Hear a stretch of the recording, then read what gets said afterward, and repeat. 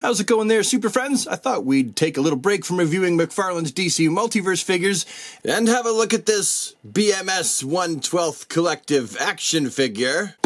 Kingdom Come style Superman action figure. Technically this guy is listed as Return of a King. To tell you the truth, I never actually know how they get around it with these figures without getting caught and, cease and desist letters. Anyway, it's nice that it has like a little foam insert that keeps the figure safe, and this is what we have on the inside. Isn't this beautiful? Absolutely stunning. I'll be honest, I have actually taken him out of the package because he actually comes wrapped in plastic around his face.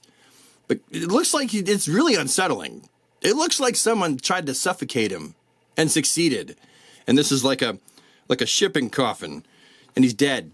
I got a dead Superman in the mail. It's okay though, I'll just stick him under some synthetic yellow sunlight and wake him right up.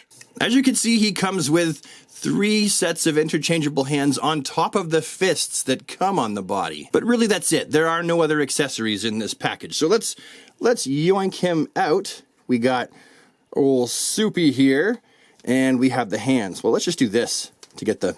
Oh, wow, they're in there nice and tight. I really like the fact that this comes in foam because it ensures that the figure is going to arrive safe. So if you're at home looking at this Superman figure thinking, gosh, that's a stunning version of the Kryptonian in the Kingdom Come timeline / universe, I think that I would be in complete agreement with you. This is a beautiful figure. Look at these boots.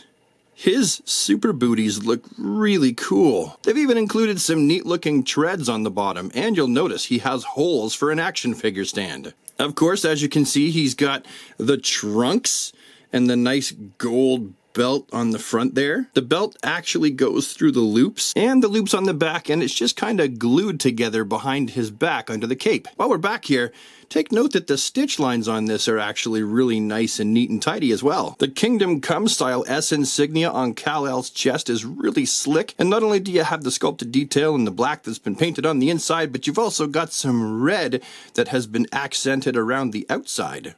The cape actually tucks into Kal-El's body. You can see there, I've never seen it done this way before, and it's really interesting that they chose to do it this way, which means it's not tugging whatsoever on the actual suit. Kal-El's facial sculpt looks fan-diddly-tastic. I love that. It looks like real skin. It's been sculpted wonderfully. I do have a bit of a black splotch right there on the back of his head, but other than that, this does look really, really good. This is a very, very impressive head sculpt. For those of you wondering exactly how much cape he has to drape, that to me seems like more than enough for Superman. Look at that. Goes around, it's a half circle, as it should be. No S on the back at all, which is accurate to the Kingdom Come storyline. And the cape is made out of like a really nice red fabric that drapes nicely, and really the whole suit.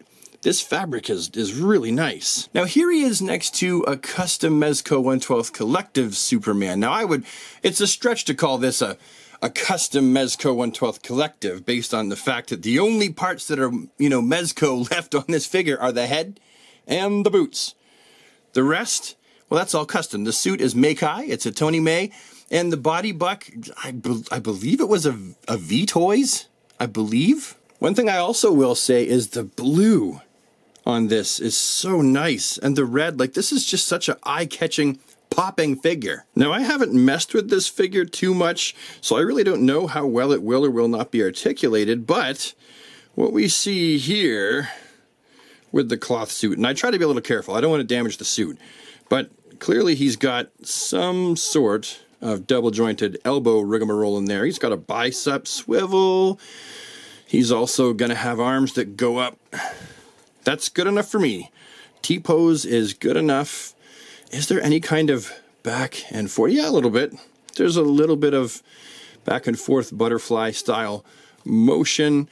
Of course, the head sculpt is on that ball peg, and that is good enough for me for a flight pose. And of course, he gets a pretty darn good range every other way as well. You've got articulation up here in the torso, and it is a fantastic, that's a fantastic amount of articulation, and in the waist. So you really do get a great amount of posability to get this guy into a good flight pose. Down here we have a also fantastic range of motion where the legs are attached to the body. I'm assuming this is going to be ball joints up in here. Are they drop hinges? No, but they do swivel quite nicely at the top here. I'll take it. And then we have double jointed knees. You can see them doing their thing. Obviously there's going to be no articulation at the top. Oh, never mind. I stand corrected. There is just a little bit here at the top of the boot. I'm not sure if that's intentional articulation or just how the boots are connected, but I'll take it. And then, of course, we have the feet that are attached by way of a, wow, that's a lot more than I thought I was going to get. That is a little ball joint inside the foot and a little ball joint inside the ankle.